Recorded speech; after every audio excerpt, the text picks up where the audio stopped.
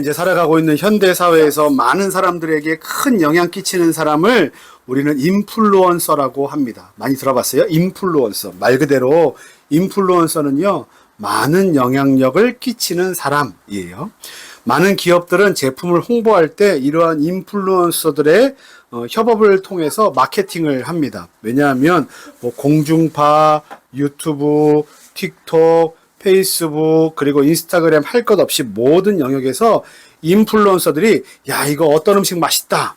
그리고 무슨 물건을 사용하더라. 그리고 어디를 여행 갔더라 라고 하면 대중들은 인터넷 검색을 통해서 그것들을 같이 하려고 하는 경향이 있습니다. 그래서 이처럼 한 명의 인플루언서의 생각과 말, 그리고 행동이 사람들에게 끼치는 영향력은요, 엄청나게 커요. 이와 같은 논리로 만약에 인플루언서가 이렇다고 생각해 보세요. 만약에 인플루언서가 선한 생각과 선한 말을 그리고 선한 행동을 하는 사람이에요. 그러면 그 결과는 어떻게 날까요? 사람들이 그 인플루언서의 말과 행동을 보고 어떻게 하겠어요? 선한 말과 선한 행동과 선한 생각들을 하면서 살아가겠죠. 이와 같은 예로 하나가 있는데 뭐냐면 선한 영향력 가게 캠페인입니다.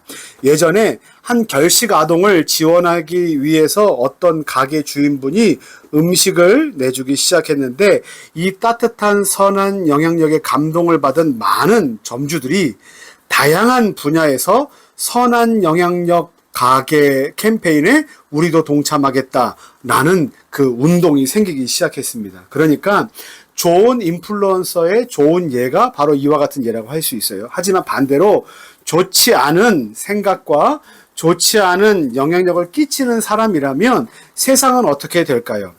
선한 영향력과는 정반대의 결과가 이뤄질 수도 있습니다. 그런 대표적인 인물이 누구냐 하면 바로 제2차 세계대전의 중심에 있었던 독일 나치의 히틀러 같은 사람일 수도 있고요. 그리고 6.25 전쟁을 일으켰던 김일성 같은 사람일 수도 있어요. 이 사람들 모두 다 우리는 새로운 나라, 새로운 세상을 건설하겠다 이야기하면서 정작 어떻게 했습니까? 세상을 온통 학살과 전쟁의 불구덩이로 몰아넣었습니다. 그리고 많은 사람들이 폭력과 억압 가운데 그 많은 세월들을 보내게 만들었어요. 그러니까 한 사람의 좋지 않은 인플루언서를 통하여 어떻게 됩니까? 온 세상이 커다란 악의 구렁텅이에 빠질 수 있다라는 것을 보여주는 단적인 예라고 할 수 있습니다. 이처럼 한 사람이 세상에 끼치는 영향력은 작을까요? 클까요? 엄청나게 커요. 그렇기 때문에 지금을 우리는 한 사람으로 살아가면서 어떤 삶의 태도를 가지고 살아가야 하는가 생각해 봐야만 한다는 겁니다. 나는 어린이니까, 나는 인천에 사니까, 나는 한국에 사니까 내가 하고 있는 이 일이, 내가 하고 있는 말과 이 생각이 큰 영향력을 끼치지 못할 거야 라고 생각하면 우리는 큰 잘못된 결과를 만들어낼 수 있다는 겁니다. 특히나 우리는 어느 나라 사람입니까? 대한민국을 살아가기도 하지만 동시에 하나님 나라를 살아가는 하나님 나라의 백성들입니다. 그래서 우리는 세상에서 하나님 나라의 백성으로 선한 영향력을 끼치며 살아가야만 하는 어떤 사람이다? 영적인 인플루언서다 라는 생각을 가져야 돼요.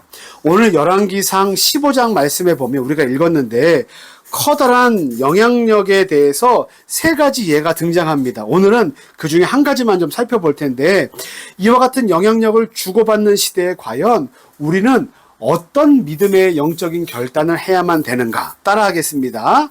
악한 영향력의 고리를 끊어내야 합니다. 다시 한번 악한 영향력의 고리를 끊어내야만 합니다.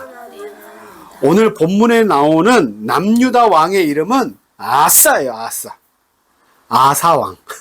아사예요. 아사왕. 맞아요. 오늘은 김밥 점심으로 줄 테니까 기대하세요. 자, 오늘 본문에 나오는 남유다 왕의 이름은 아사왕입니다. 아사왕의 할아버지의 이름이 뭘까요? 르호보암 왕이에요. 그리고 아사의 아버지의 이름은 뭘까요? 아비얌입니다. 큐티를 계속해서 하는 사람들은 잘 알 수 있을 텐데.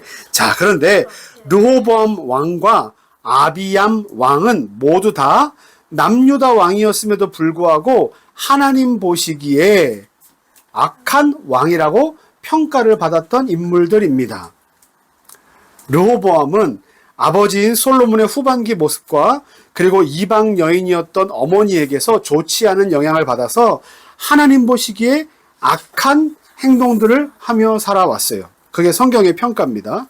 그리고 그의 아들인 아비암은 아버지 르호보암과 할머니들 그리고 그의 어머니를 통해 역시 좋지 않은 영향을 받아서 하나님 보시기에 악을 행하며 살았습니다. 그리고 나서 나오는 인물이 오늘 성경에 나오는 아사 왕이에요.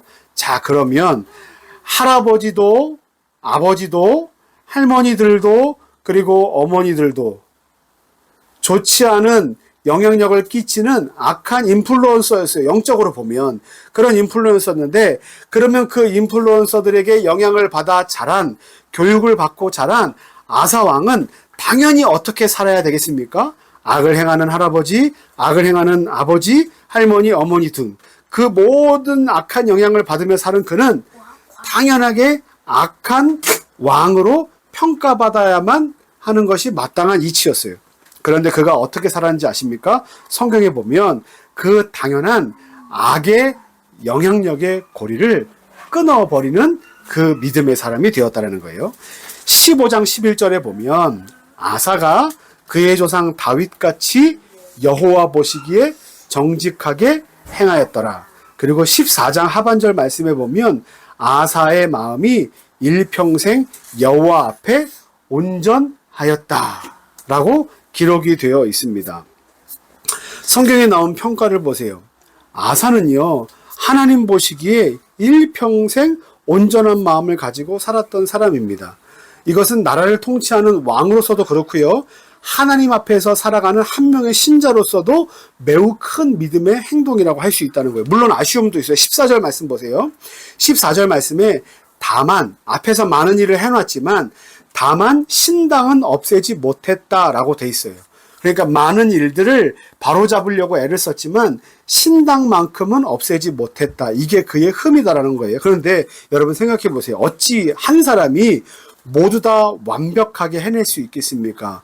그 나머지 그가 하지 못했던 실패한 개혁은 누가 해야 될 몫이겠습니까? 그 다음 왕들이 해야 할 몫이라는 거예요. 그래서 여러분들 이랬으면 좋겠어요. 내가 하지 못했다. 내가 많은 것들을 했지만 요거는 내가 실수했다. 내가 요거는 하지 못했다라고 너무나 자책하지 않았으면 좋겠어요. 내가 완벽하지 않은 부분은 누가 채우는 것인 줄 아십니까? 우리 옆에 있는 신자들, 우리 옆에 있는 형제와 자매들이 채우는 일이기 때문에 여러분 너무 걱정하지 마세요. 그리고 우리는 불완전하나 하나님은 완전하십니다. 완전하신 하나님께서 우리 각자에게 주신 사명과 달란트와 비전들이 있는데 그 비전에 따라 하나하나 순종하며 나갈 때 하나님께서 우리를 통하여 모든 그림, 퍼즐을 통해서 모든 조각들을 통해서 아주 완성된 그림을 맞춰 나가실 줄 믿습니다. 그런데 아무튼 그는 어떻게 했습니까? 악한 영향력을 받은 대로 살지 않았어요. 이게 중요해요.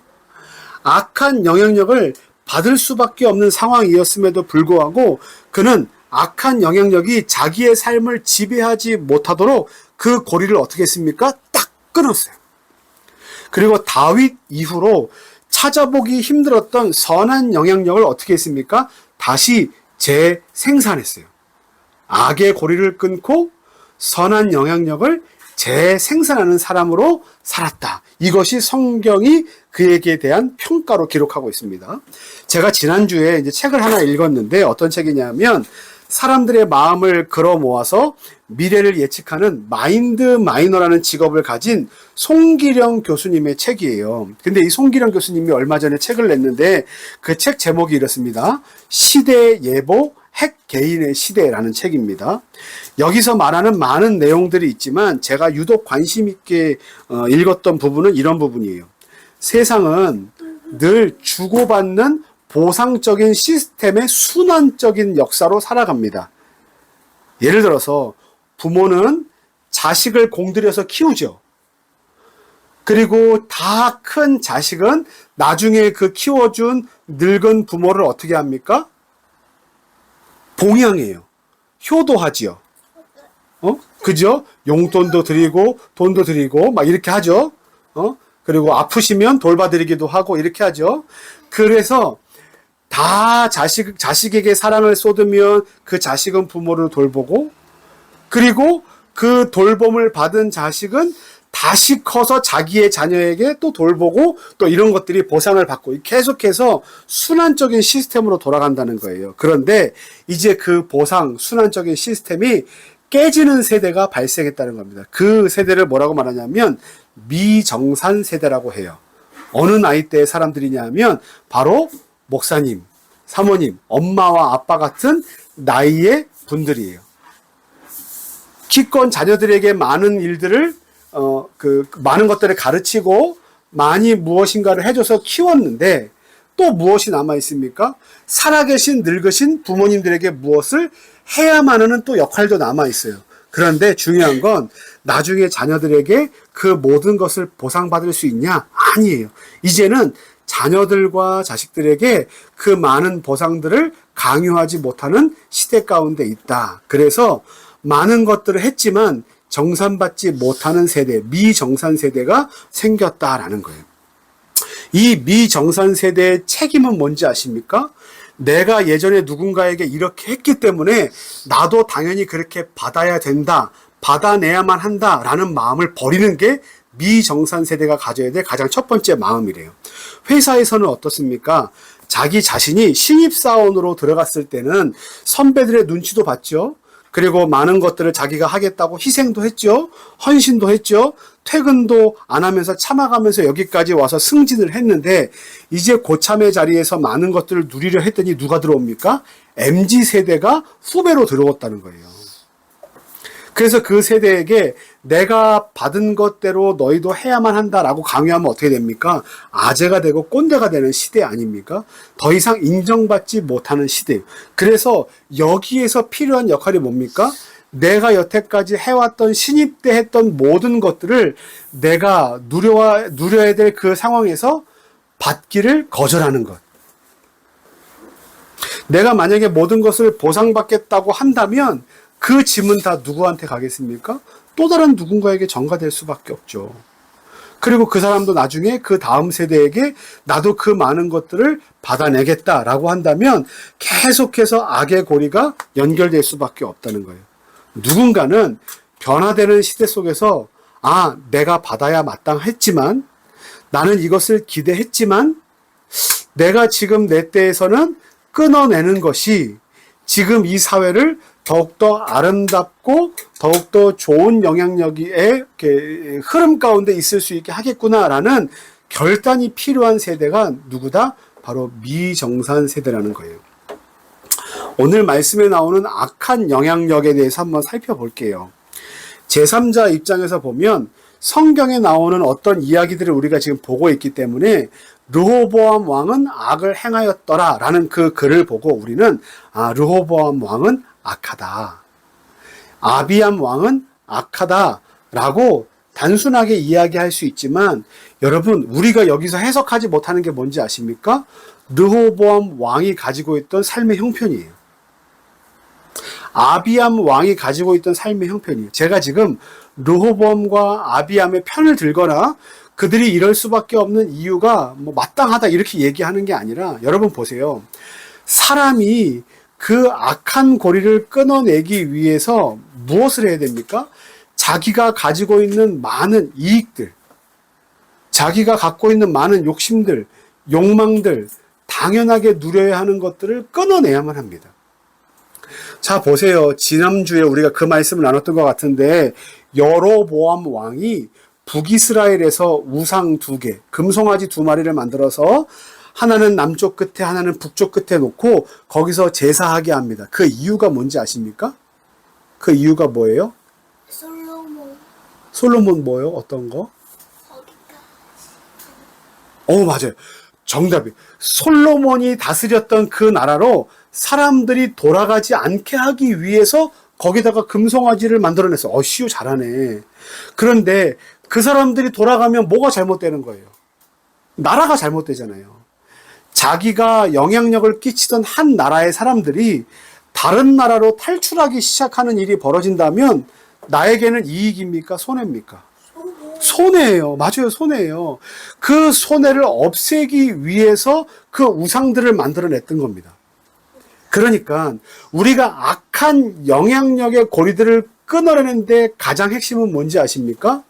나의 욕심과 나의 욕망과 나의 이기심들을 얼마나 끊어낼 수 있는가.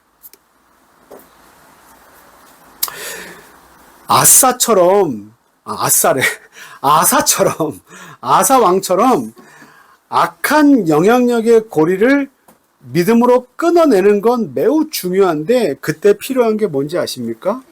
내가 마땅히 현실에서 누려야 한다고 생각하는 많은 욕심들을 끊어내는 거예요. 마땅히 누려야 될 것들이 뭐가 있어요? 지효는 뭐가 있어요? 마땅히 내가 이건 누려야 돼. 당연한 거 아니야? 뭐가 있어요? 누리는 게 뭐야? 응? 누리는 게 뭐야? 우리는 누리는 게 뭐냐고. 우리는 누리는 게 뭐냐고? 내가 하고 있는 거. 나는 받아야 돼. 당연히 받아야 돼. 걸어야. 걸어야 해. 또.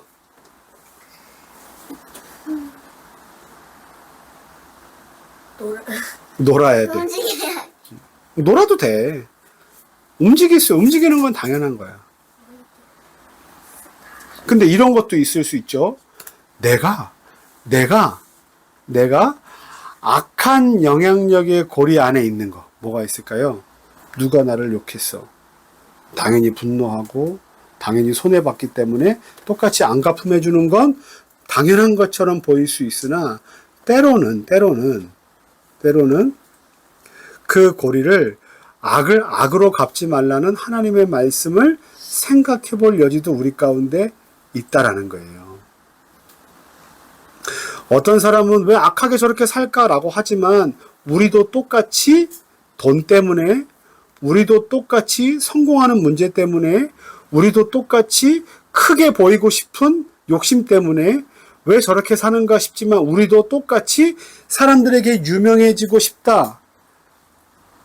많은 사람들에게 인정받고 싶다라는 그 욕심이 우리의 눈앞을 가리게 되면 우리는 어떻습니까? 하나님을 보기보다 그것들을 우상으로 삼아서 계속해서 그 악한 영향력의 고리 안에 갇히게 될 수도 있어요. 사랑하는 우리 더 행복한 교회 성도 여러분, 세상은 선한 영향력을 끼치는 사람들도 많이 존재하지만 우리에게 그리스도인으로 살아가기에 좋지 않은, 하나님을 하나님으로 인정하지 못하고 하나님을 버리는 것이 너희에게 진짜 행복이다라고 가르쳐주는 잘못된 악한 영향력을 끼치는 많은 시대를 우리가 살아가고 있습니다. 거기에서 우리는 어떻게 해야 됩니까? 그 악한 영향력의 고리를 끊어야 돼요. 돈이 세상의 전부가 아니고 우리 인생이 잘 먹고 잘 사는 게 세상의 전부가 아니라 우리 세상의 온전한 기준은 뭐다? 하나님께서 나를 어떻게 보시는가? 내가 하나님을 향해서 어떤 믿음을 가지고 사는가가 우리가 선한 영향력의 사람으로 살아갈 수 있는 기준이라는 겁니다. 사랑하는 성도 여러분, 오늘도 악한 영향력이 우리의 마음을 미혹하고 판치는 시대 속에서도 하나님을 믿는 믿음을 가지시고 끝까지 포기하지 않는, 그래서 악한 영향력을 끊어내고 선한 영향력의 시대, 새로운 시대를 열어가는 저와 여러분들 되기를 예수님의 이름으로 간절히 축원합니다. 아멘. 결단? 절단이 뭐야? 끊어내는 우리 성도들이 되기를 소망합니다.